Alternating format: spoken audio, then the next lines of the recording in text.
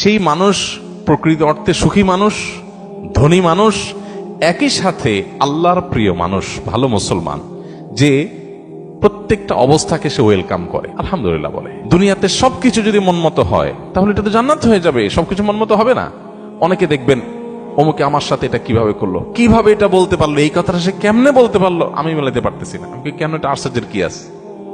চামড়ার ঠোঁট দিয়ে সবই বলা যায়, বলছে, বোঝেন, এটা তো আমি আশা করি না। তা আপনি যা আশা করবেন সব মন মতোই যদি হয়, এটা তো জান্নাত হয়ে যাবে। আপনার আশার বিপরীত কিছু হবে দেখেই তো দুনিয়া।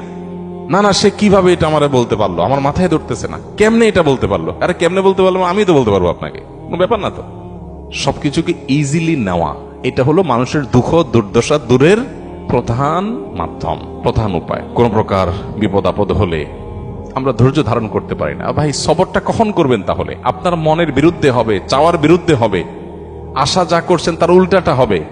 আপনার সাথে পড়ালেখা করে অনেক ভালো আছে, আপনি সাথে থাকবেন না, এখানে তো সবর, এখানে তো সবরের প্রশ্ন আসবে। সবরটা কোথায় করবেন তাহলে? সবই যদি মনমতো হয়। বহু মানুষ আছে যে দুনিয়াতে তাদের সবকিছু চাই, সবকিছু চাই, বাস, আর অন্যের সাথে কম্পেয়ার করা এবং অন্যের কাছে আশা করা।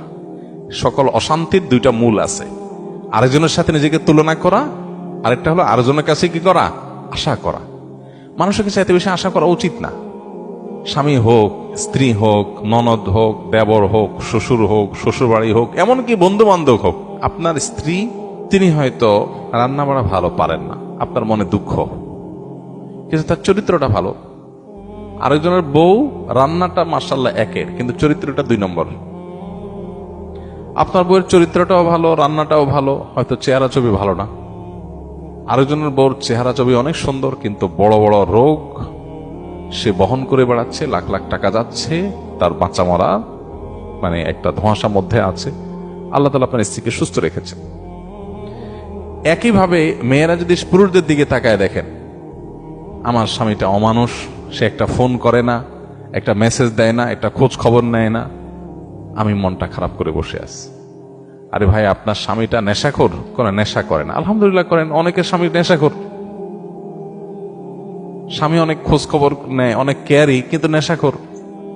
আবার অনেকের স্বামী সব দিক থেকে ভালো আছে, কিন্তু তার ক্যান্সার 4th স্টেজ হয়ে গেছে, যে কোনো মুহূর্তে মারা যাবে। আল্লাহ আপনার স্বামীকে সুস্থ রেখেছেন।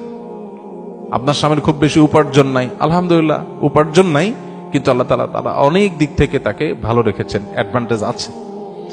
একজন ইমানদার, সে সবসময় পজিটিভ জিনিসগুলো দেখবে। শেখ মোহাম্মদ মোতাওয়াল্লিয়া শারবি, মিশরের একজন বড় স্কলার, কোরআনে কারীমের একজন বড় মুফাসসির, তার একটা ছোট স্ট্যাটাসে তিনি লিখেছেন যে কারোর ঘর যদি চুরি হয়ে যায়, চুরি হয়ে চোরের সব